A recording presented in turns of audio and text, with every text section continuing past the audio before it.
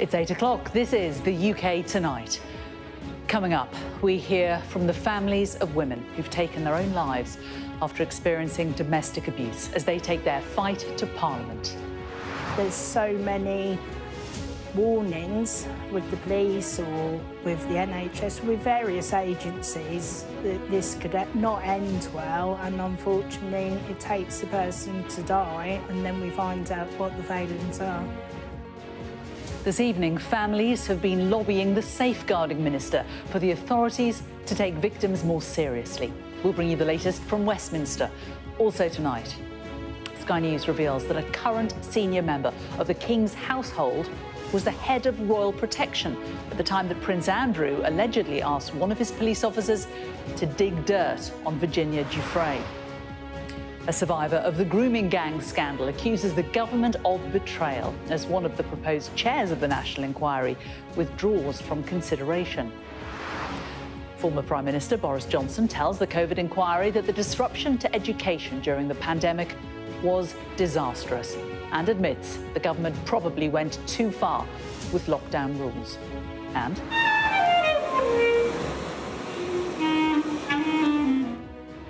we hear from the Parkinson's patient who played the clarinet while undergoing brain surgery to help manage her symptoms.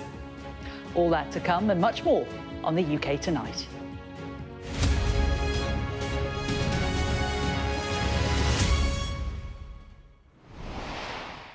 Hello, good evening. Thanks for joining us. Tonight, campaigners have gathered in Parliament for the culmination of a grassroots campaign to prevent suicide among women suffering domestic abuse.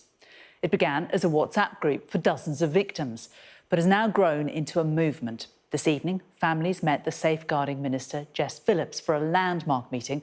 We'll get the latest on that in a moment. But first, our correspondent Ashna Hurinag talked to one mother who lost her daughter to suicide in 2023 after being in a controlling relationship. A warning: her report contains references to suicide and domestic abuse throughout. At least everyone gets to have a voice now. For months, Sharon has been the voice of dozens of families. But now she is leading the pack as they bring their stories to Parliament, forcing Westminster to wake up to the connection between domestic abuse and suicide. Has it taken families being at breaking point to create this movement? Yes, it has. And all of us, mums or sisters, all feel the same, that we don't want this happening to someone else. Sharon's daughter Chloe took her own life after being in an abusive relationship. Her former partner was jailed for coercively controlling her.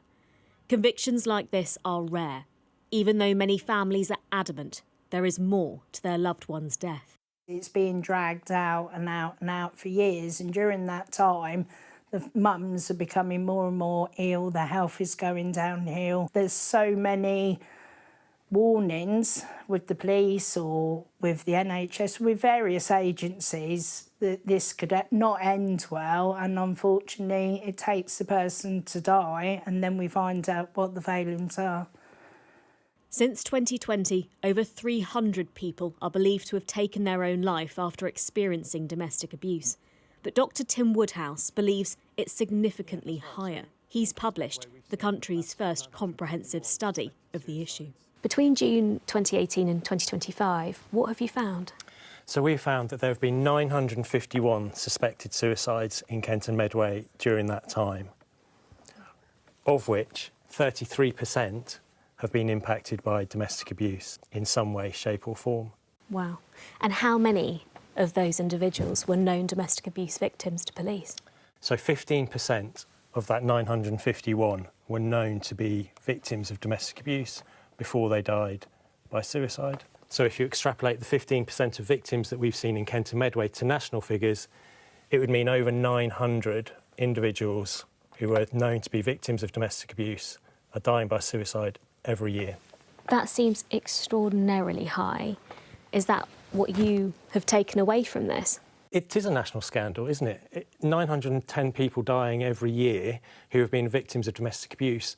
And as a country, we're really not taking that number seriously. It starts with this landmark meeting, after years of sharing frustrations with people that feel the same but can't change anything.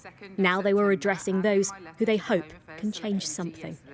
There are many, many failures that the families have identified, starting from the failure to listen to families when they say that there is a history of domestic abuse and coercive control, to a failure to investigate a death properly at the time that it's reported, a failure to gather evidence, a failure to gather witness statements where there are witnesses. And that means that families are left to navigate the system entirely on their own. Safeguarding Minister Jess Phillips will today meet them to discuss how to hold potential perpetrators to account. The Home Office say they've ramped up how they gather information on domestic abuse-related deaths, but no, more needs to be done. Those like Sharon so far have had to rely on the inquest to scrutinise the circumstances of their loved one's death. Chloe died 2 years ago, and hers is yet to happen. A delay for answers and further delay for grief. Ashna Harinag, Sky News. Affected by that story, you can contact the Samaritans at any time on 116 123 or email joe@samaritans.org. Well, let's talk now to Ashna, who is in Westminster for us, where that meeting has been taking place. And Ashna, what do the families hope they would get out of this meeting this evening? Well, I think the first and foremost thing that they've wanted from the very beginning is face time with the ministers that can actually do something to change potential policy, perhaps even legislation. So inside Portcullis House in Westminster today, there are some 10 family members or so who are gathered alongside the Safeguarding Minister Jess Phillips, as well as Alex Davis-Jones, another minister that works on the Violence Against Women and Girls brief. It's important, this story, because this, for the second year in a row, this year has seen more victims of domestic abuse take their own lives than those who are killed by their partners.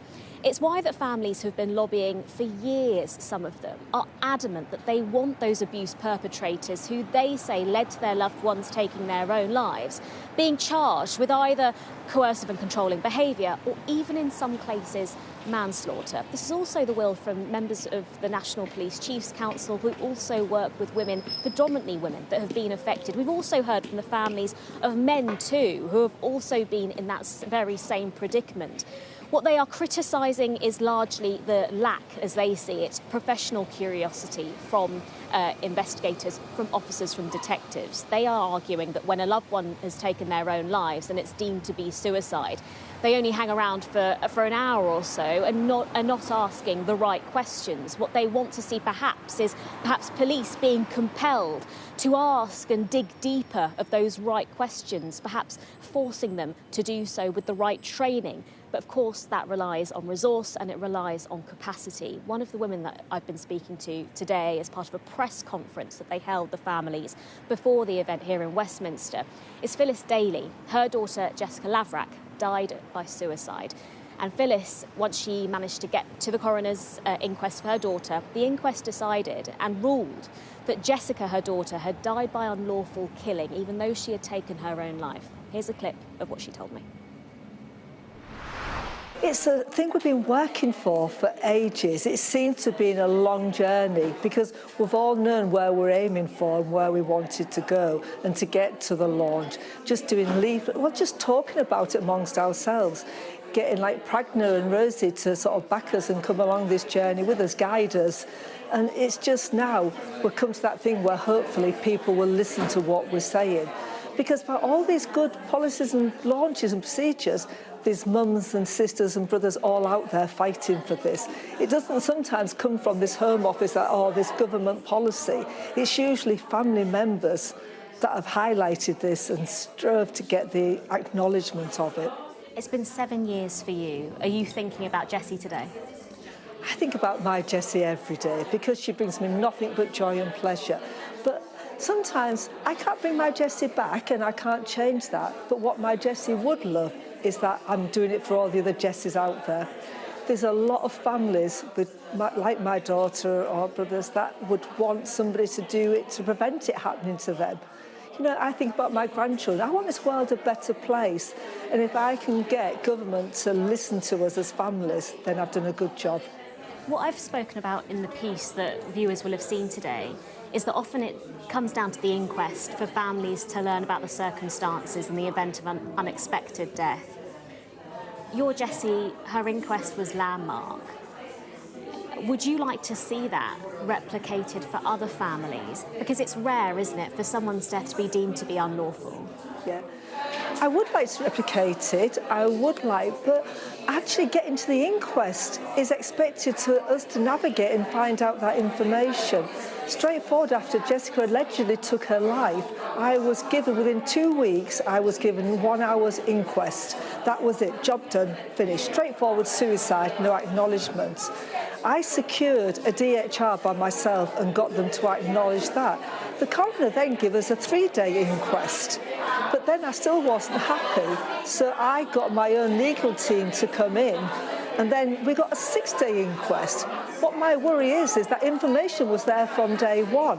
Had it not been for us as a family getting all this information, getting a legal team, fighting to get Article 2, I never knew about any of this, but why do they expect us to navigate? And it's a postcode lottery. We couldn't get funding because we owned our own house and we worked, but yet another family can get the funding. So do we not go to court and get sort of the same service? We should all be on equal footing.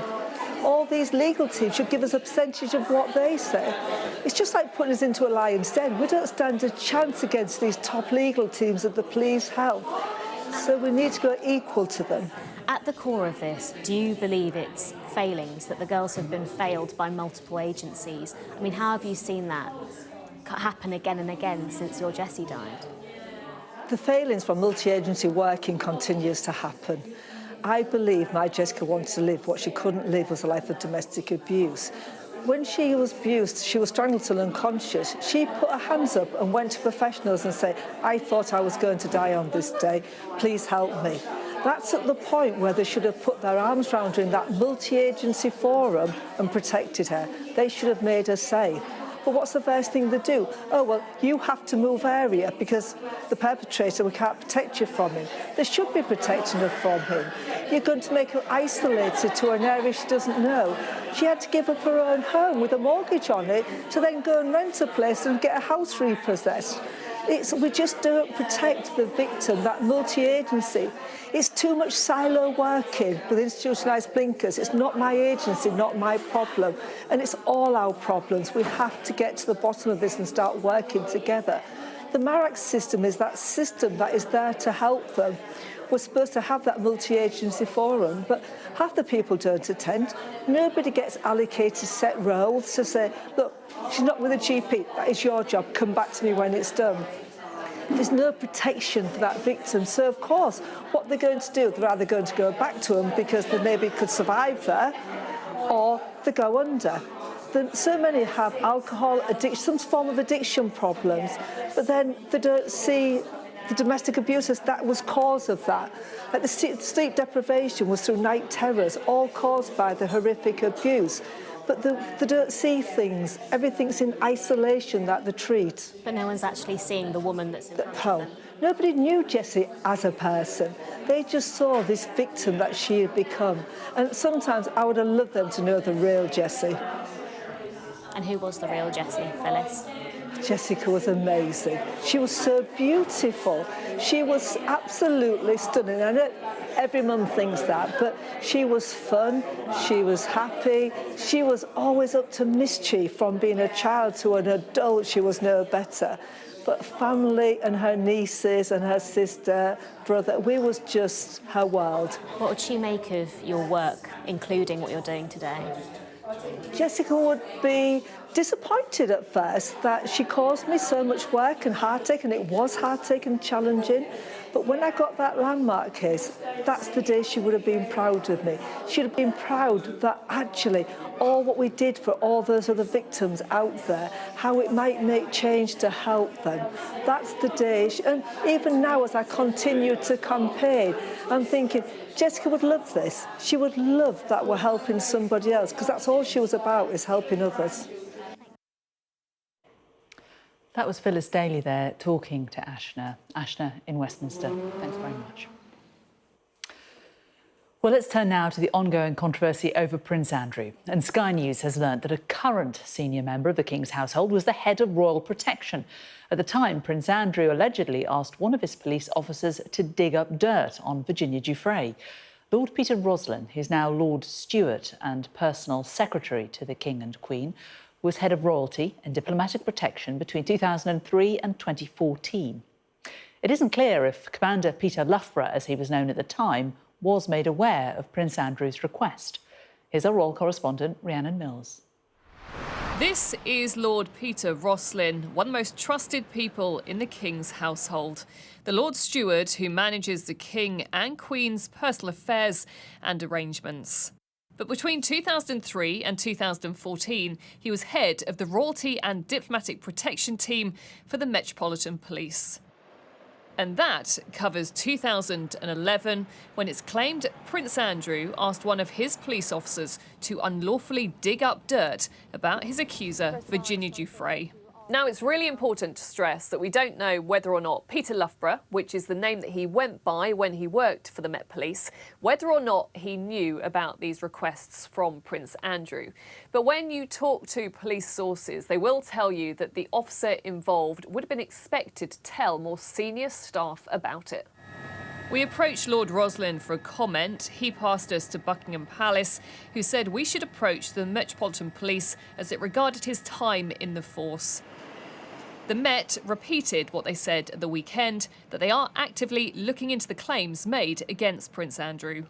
With Virginia Giuffre's book released today, the calls for swifter action have grown louder, partly out of respect for her and Epstein's other victims, including from the first journalist that Giuffre told her story to. I think he should tell us about this and tell the truth. He's got children, he's got family. In life, we do things that we regret. If I were advising Andrew now, I would say, yes, come clean, tell us everything. But explosive headlines about his home Royal Lodge on the Windsor estate have caused further embarrassment for the royal family, after it's come out that he's paid peppercorn rent since 2003, so effectively nothing. He did pay £1 million when he took on the house and £7.5 million to refurbish it. But there are now calls for the National Audit Office to look again at his rental arrangements. I think he should be losing the house in Windsor Park because it's a symbol of status. It's a stately home with all those bedrooms. He doesn't need that. It's a symbol of power and it's a symbol of entitlement, and I think that that's another of those things that should be removed. He should go off quietly and should be encouraged to do so. It is just another example of how the noise simply will not go away around Prince Andrew. He is accused of attempting to corrupt police officers by asking them to help him besmirch the name of Virginia Giuffre. Protesters outside the Windsor estate calling for further action against him as he continues to vehemently deny all the allegations. Rhiannon Mills, Sky News.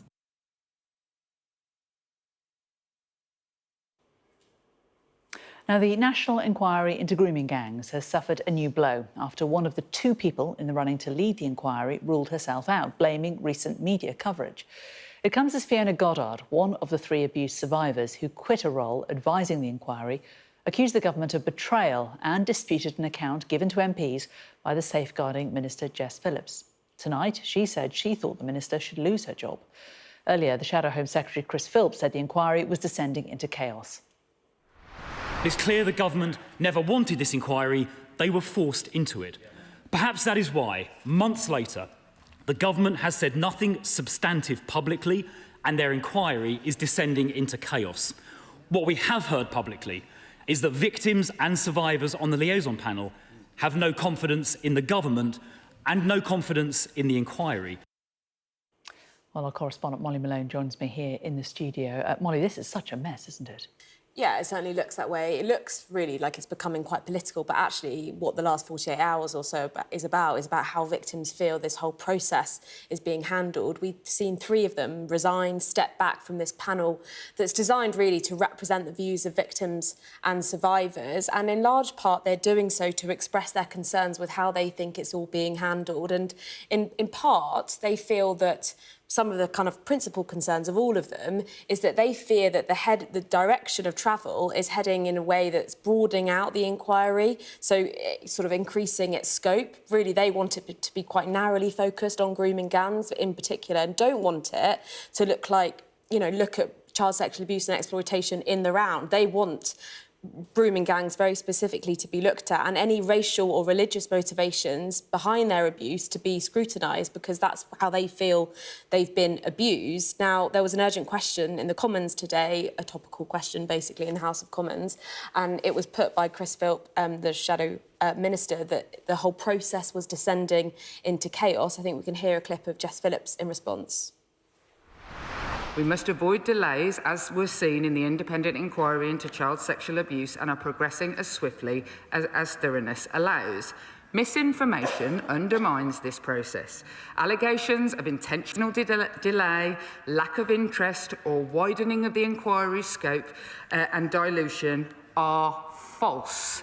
The inquiry will remain laser-focused on grooming gangs, as Baroness Casey recommended.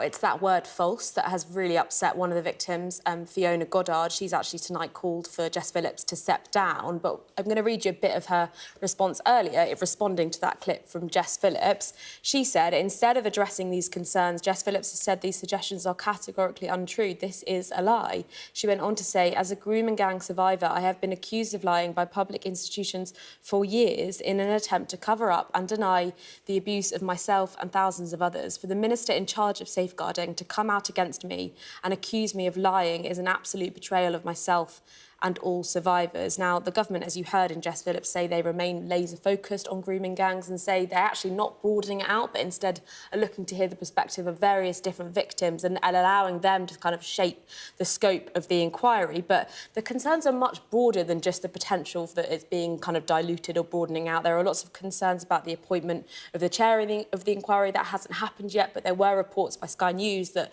the two leading front runners were either going to come from a policing background or a social services background. Well, of course, many victims feel that they are the very services that have let down these victims over the years. So clearly the irony is what needs to happen, I think, is that an inquiry chair needs to be appointed. They need to get a grip of it. They haven't given us a proper kind of timescale of when that's going to happen, but there are lots of competing demands. The government say that victims groups aren't one homogenous big group. There are lots of different perspectives to reflect, but clearly they don't feel that that's happening at the moment. OK, Molly, it does seem like a real mess, doesn't it? Thank you. Still to come on the UK Tonight, the boss of Lloyds Banking Group tells Sky News that proposals for a motor finance compensation scheme could cost the industry 20 years of profitability. Boris Johnson says the disruption to education during the pandemic was disastrous as he faces the COVID inquiry. And the woman with Parkinson's who played her clarinet whilst undergoing brain surgery. We'll hear from her and her surgeon.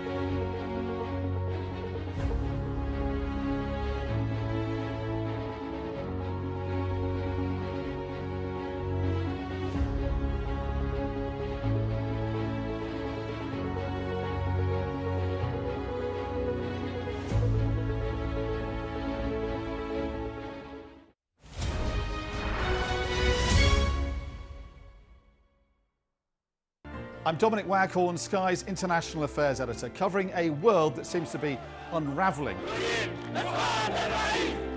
It's not his country, it's ours. Sky News, the full story first, free wherever you get your news. It's half an hour now past the deadline that Hamas issued, and we've now seen a third barrage of rockets coming in.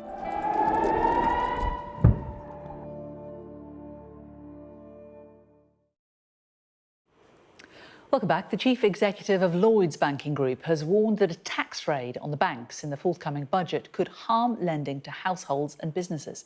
Talking to Sky News, Charlie Nunn urged the Chancellor to ignore calls for a windfall tax on commercial banks. He also said that proposals for a motor finance compensation scheme being planned could cost the industry 20 years of profitability. Charlie Nunn was talking exclusively to our business and economics correspondent Gurpreet Narwan on the sidelines of the government's Regional Investment Summit in Birmingham today. There have been calls for higher taxes on the banks. They are, after all, making record profits. And the Chancellor is looking for tens of billions of pounds for her budget next month.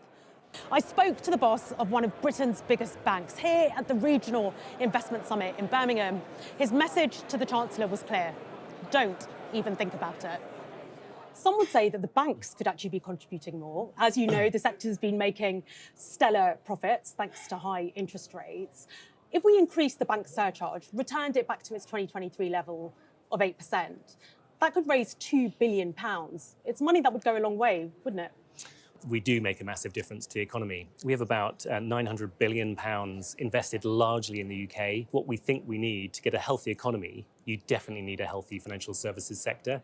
And if we're going to have the ability and the confidence to continue to lend into the real economy, to help households and businesses invest, we need to make sure that the financial services system and Lloyds Banking Group really remains healthy in that context and committed to that growth. So higher taxes on the banks would stop you from doing that?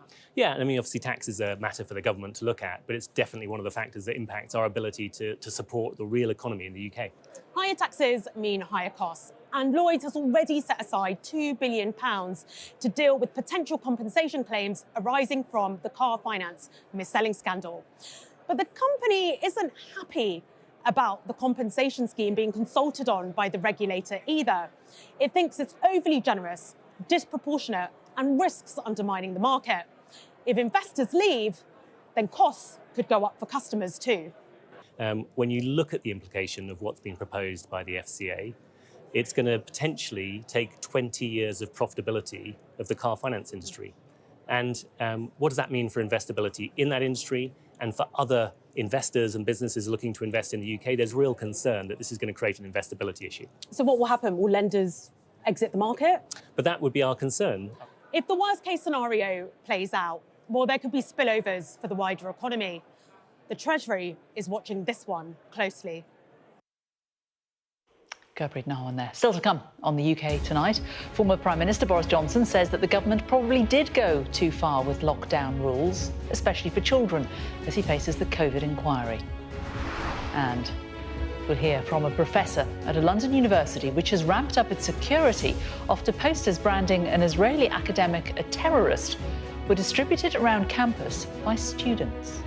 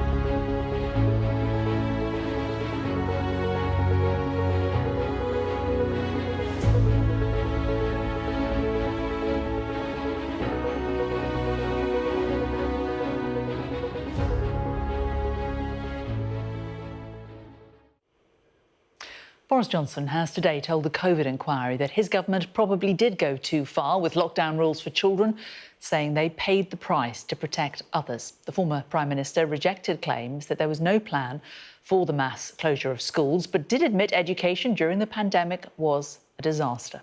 Sky's Rachel Venables has this report. We must apply downward pressure, further downward pressure on that upward curve by closing the schools. It was his nightmare scenario that became the waking reality for millions of children. And today, 5 years on, Boris Johnson is back at the COVID inquiry to give evidence on how his decisions impacted young people. Was the loss of education a disaster? Yes. Was the loss of exams a disaster? Yes. Was the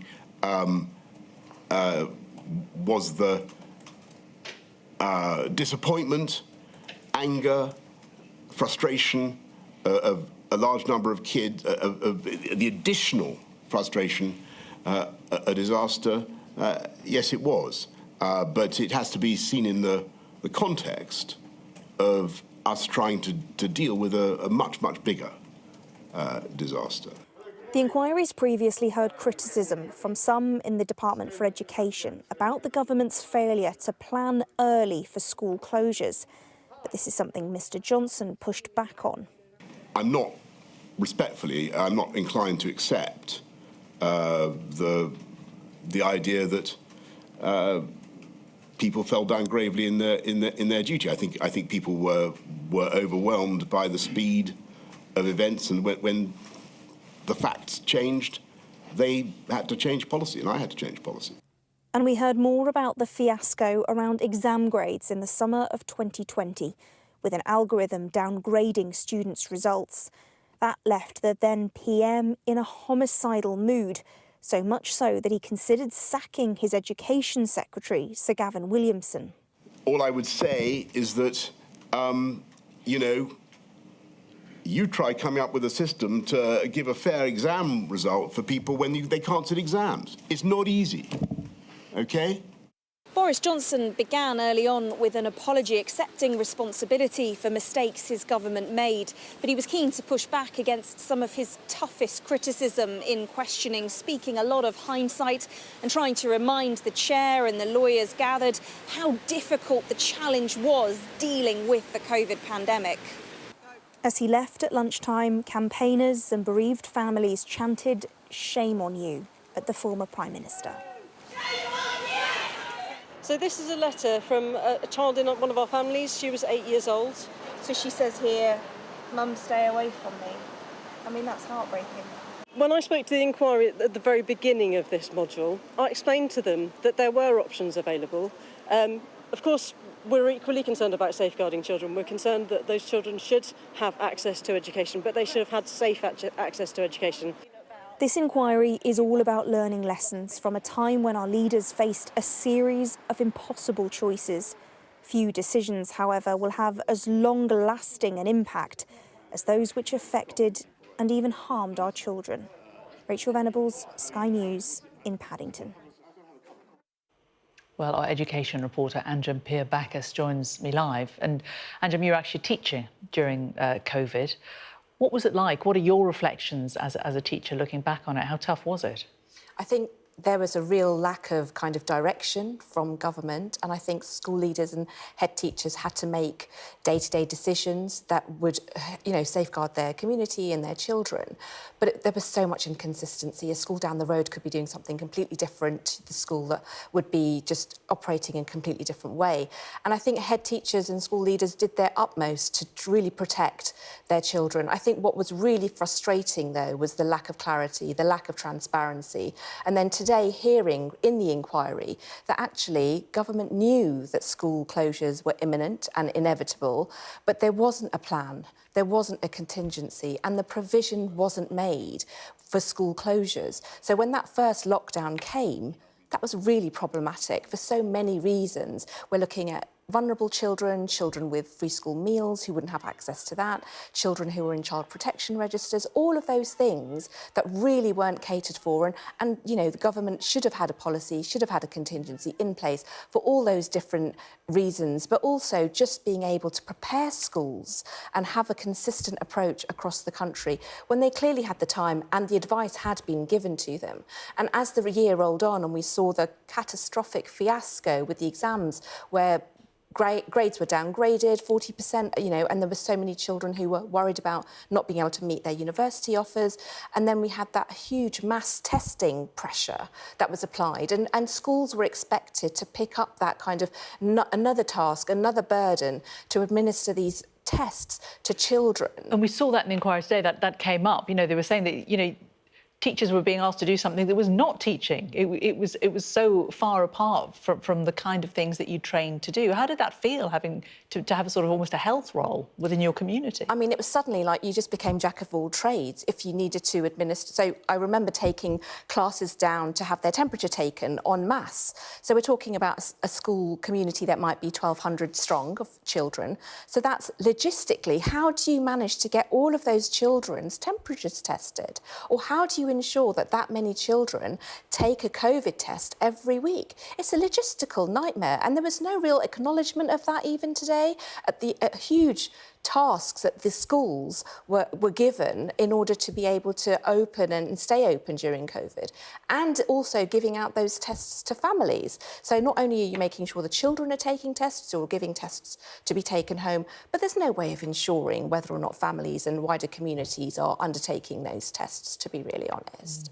And now, as an education reporter, how do you look back on it, and how do you assess the true impact that it had on so many children, the wider impact it's had? I think we're still reeling from the aftermath of COVID. I still am, you know, talking to charities who deal with mental health issues with young people, and they're still talking about how that process of being in lockdown during those formative years for lots of children has had a really lasting impact on their mental health. And we've seen an increase in depression and anxiety among young people, and also the consumption of online mediums, which have really kind of taken their toll on some young people, but also have made them isolated in a way that we would not necessarily have seen had COVID measures and had lockdown measures not been implemented to the extent that they were.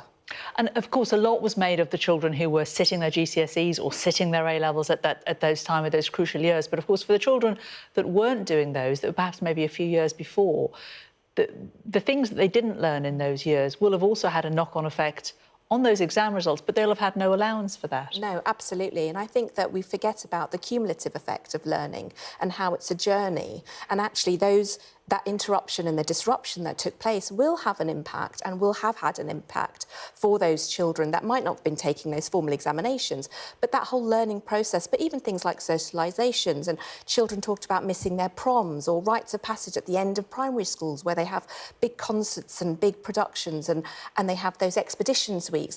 All of those things that that are part and parcel of that education journey, they all would have been disrupted. Yeah, those bookmarks on life. Thanks so much, Anjum. Thank you. Now, security has been increased at a London university after a campaign against an Israeli academic working there. Take a look at this poster. It's part of a campaign by pro-Palestinian activists at City St George University who are calling for Professor Michael Ben-Gad to be sacked because he served in the Israeli Defence Forces between 1982 and 1985. One quote on the material says, "Shame on the city for allowing a terrorist to be near and teach Arab and Muslim students, despite being an active participant in murdering their people." Well, I'm joined now by Professor Ian Pace, who's an academic and colleague of Michael Ben-Gad at City St George's University. Very good to talk to you this evening. Thank you very much for joining us. So Professor Ben-Gad is a professor of economics. He's an Israeli citizen. Can you explain what appeared to start or prompt these protests against him? The original cause, I'm not completely sure, but it may have been actually coming about as a result of the ceasefire that happened just a few days before these started to appear, the ceasefire between Israel and Hamas there. And this is certainly an explanation that Michael has ventured, that perhaps these people who have made such a amount of their identity about protesting the conflict, once the conflict looks like it's calming down, they need to put their attentions elsewhere. So I first heard about this just at the beginning of last week. It was a figure called Dennis Hayes, who's the president of the organisation Academics for Academic Freedom. He sent me images from this Instagram account. I say Michael's a very close colleague and friend. We co-found the City St George's branch of FF and run that together, and we collaborate on lots of things. But I was absolutely horrified to see these. He's being branded a war criminal linked to genocide with no evidence of him doing anything much other than what any other Israeli would have done. Well, that is the point, isn't it? Do you think that those who are protesting about his background don't understand the concept of conscription, or that it's mandatory for most Israeli Jews, as well as Druze and Circassian men as well? Serving, doing your conscription is not a statement or a support for any political party or indeed the Israeli government. No, indeed it isn't. Well, they should know. I can't say whether they do know, but I'm not completely sure whether they particularly care or not. They're just, I would say, trying to use Michael as an icon. So when I saw this and these demands that he be sacked immediately and an apology given to all Arab Muslim students for apparently sort of making them feel unsafe by his presence, I reported this to the president, Sir Anthony Finkelstein, and also the dean of the school in which Michael and I work. And Anthony certainly made very clear from the beginning that his priority of protecting Michael. But after the account went up, I looked again a few days later, and there was a whole series of videos they had put up featured one of the main passageways in our principal university building, and there was a group of masked protesters brandishing these hate-filled images, almost screaming at anyone coming past. And they also had pictures of Anthony himself, which are equally hate-filled, and it's no coincidence that he's also Jewish and one of the few such heads of universities in the UK. And the account's called City Action for Palestine. Anyone can look at their thing. They're still up there. You can see security trying to stop them, accosting others. And eventually the police were called and the protesters dispersed. And are they students? I mean, do you know for definite that they come from the university? Can the university do anything about them? Well, if they're not from the university, they should not have been on the premises, and security were trying to see their IDs. It wasn't clear from the videos if some of them did show or not. And this sort of stuff is, I would imagine, I'm not sure, but I imagine it's part of an internal investigation at the university, which is the reason they've probably not commented publicly on this yet, because they would need to complete their first. No, it's not impossible they could have come from outside, or they might have had some outside influence. We can't be sure yet. That waits to be seen. But this is a phenomenon which certainly isn't unique to City, and perhaps not even particularly more pronounced at City than in other places, including some other London universities. It's just these protesters, even if they're small in number, they're vain. They like to film themselves. They like to place it online. And that actually means the hysteria they epitomise can be seen by all. Now, if you know what impact has it had on Michael and his family?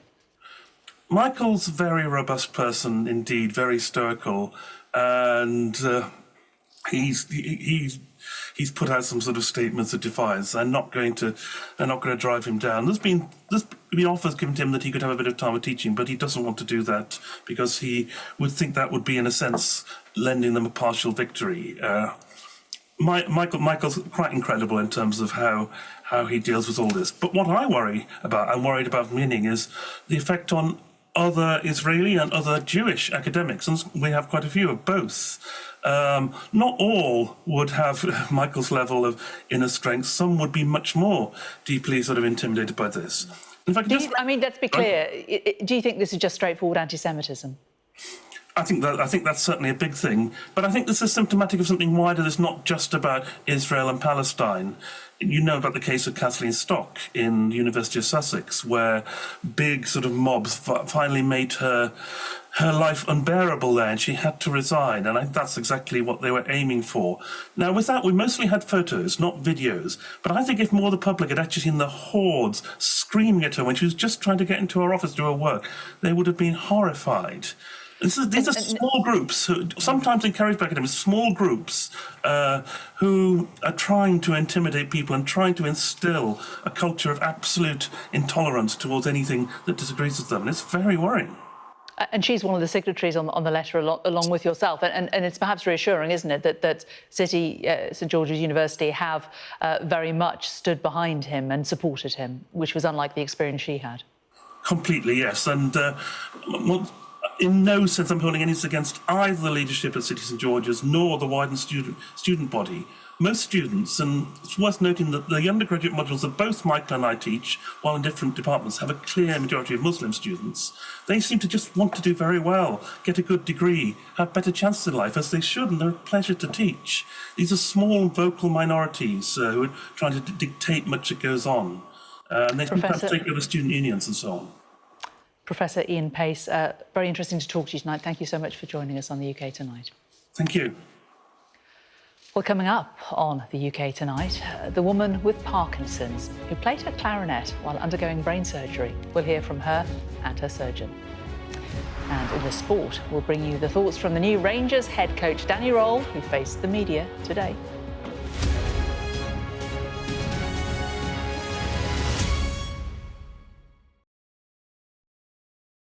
Those vivid colours of summer have faded now, but the trauma for everyone who witnessed what happened here hasn't gone away. Devastation that we lost 3 of them. Ruda Cabana's guilty pleas mean they won't have to relive what they saw in court, but everyone here tells you they'll carry it for the rest of their lives. You see people running red lights time after time after time. This is an offence that sometimes has the most awful of consequences. When you speed through a pedestrian crossing, there is a risk that you could batter somebody to death. She filled our lives with light. She was innocent, she was happy. I'm Greg Milam and I'm Sky's Chief North of England correspondent. He had a beautiful death. He fell asleep in my arms. This is about a dying person's choice to die peacefully when they want to, on their terms. Go ahead, back white jacket. Deborah Haynes from Sky News. He called you Daddy earlier. No, he did it very affectionately. Daddy, you're my daddy. Thank you. Leicester is on its knees. They've ripped the soul out of my factory and there's nothing left. It is eerily quiet. It's constantly on the brink of capacity. There's overcrowding. It's not a new thing. It's rough. There's nothing to hide. Why aren't international journalists allowed in? Are you worried about escalation? Of course I'm worried about escalation, which is why my focus is on de-escalation. The region, I think, is on edge because they are anticipating a retaliation. Iran retaliates for the US attacks. Founding principle of the alliance, that an attack on one is an attack on all. Could Putin attack another NATO country within 5 years? I'm Neville Lazarus and I'm Sky's reporter based in Delhi. Over the next 45 days, an estimate 400 million Hindu pilgrims are expected to converge here in Prayagraj on the banks of the holy river Ganga and Yamuna. Jubilation in the streets, while some emotional. This is a political victory for Prime Minister Modi and his Hindu Nationalist Party. We take you to the heart of the story in the largest democracy in the world.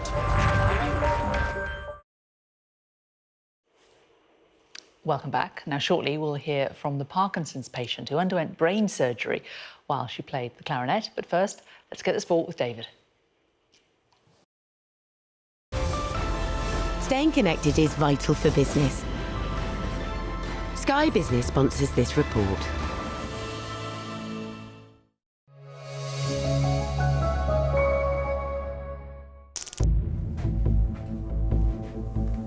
Okay. Are you ready? Yeah. 35 prisoners were released from Barlini prison this morning, but only one left in a limousine. Duncan spoke about the letters he's had when he was in prison, and that created a bond between Duncan and Everton. It's not just words. I love them and I'll always love them. It's the story which has gripped Merseyside. Walter Smith's future on the line. The Everton boss apparently close to quitting over the multi-million-pound sale of captain Duncan Ferguson to Newcastle. We were under pressure from the bank to get the overdraft down. It upset me. You try to move on. It's not easy for me. I couldn't rub off my tattoo, could I? The fans adore him. Then all of a sudden, crash bang wallop, he's playing with the striped shirt on. A fan had came into the training ground, burst into reception, sat herself on a seat and refused to move until Duncan Ferguson was re-signed. It was a bit of a shock. Once your club doesn't want you, really it's inevitable you've got to move, haven't you?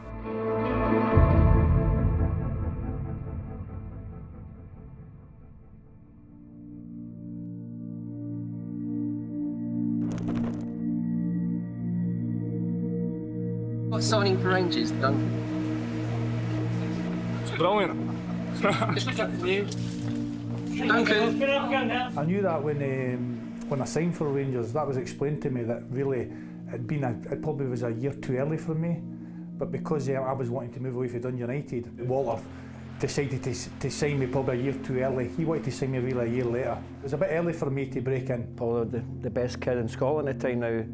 He broke into Dundee United team very early, established himself. The Walt was building for the future and building that team, and Duncan was the ideal the prospect. Sky Business sponsors this report. Thanks, David. Now, a patient with Parkinson's disease has played the clarinet while undergoing brain surgery to help manage her symptoms. 65-year-old Denise Bacon from East Sussex was diagnosed with Parkinson's in 2014, which affected her ability to walk, swim and play her clarinet. A 4-hour operation at King's College Hospital saw electrodes implanted into Denise's brain, which immediately improved her ability to move her fingers and play the musical instrument. Let's take a look.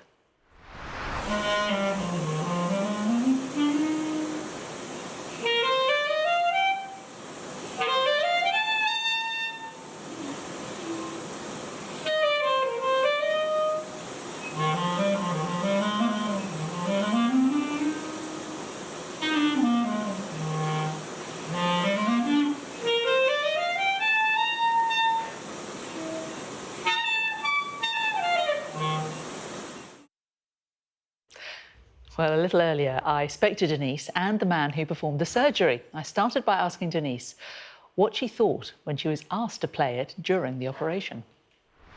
At first, I was quite sceptical that it would be possible to play the clarinet laying on an operating table. But I contacted him nearer the time and said, "Do you really want me to bring my clarinet?" And the message was that yes, he did, and he'd be able to test whether it would help me. By the time I was just about to have the operation, it was quite difficult to move, and I would often freeze. So, for example, just walking around the kitchen trying to cook a meal was difficult because the minute I tried to turn from one worktop to another, I was just stuck to the floor. I could walk, but only slowly, and it was like walking through treacle. And so that was, by 11, it had taken 11 years to get that bad. And Professor Ashkan, you obviously believed that this operation could improve those elements of mobility that were affecting Denise. Is it common that you ask patients to bring along a prop, something like a clarinet? So it all depends on patients' quality of life and what matters to them. So before every surgery, I go through a goal-setting exercise with my patients because I want to understand what are those factors that's going to be bring back the quality of life that I lost because of the Parkinson's disease or any other conditions that they may have. So if part of those goal setting is ability to play the clarinet or do any specific tasks, then I try to optimize my surgery in order to achieve that goal for them. So this is what we call personalized medicine. So for every patient, there is a goal. Everybody is different. Everybody has different aspects to what they consider as key to the quality of life. And if those are impaired, then I try to adjust my surgery or modify it in a way that I can achieve those goals and give the patient what matters to them most. Denise, it must have been nerve-wracking surgery. Were you worried about it? You look very relaxed there, playing your clarinet and moving your fingers about. He did look relaxed. I think anyone would be a bit apprehensive, but I've been made aware of the risks quite some time before, but decided that the possible benefits really outweighed the risks, and I really wanted to have the operation. And now you've had it, it's been a few months. What has the outcome been like for you? Well, I can walk normally. I was walking normally straight after the surgery. And life's just opened up again. It feels like there's a future. What an amazing experience. Right, time for a look at the weather. Wet and windy weather will arrive later tomorrow with colder, more showery conditions for the weekend. Before then, evening blustery showers will become increasingly confined to western coastal regions. That will leave most places dry overnight as winds fall light. Clear spells will bring patchy ground frost and some fog, but northern Scotland will be windy. Plenty of sunshine tomorrow morning. That's all from the UK tonight. Coming up next, it's The World with Anna Botting. Stay tuned.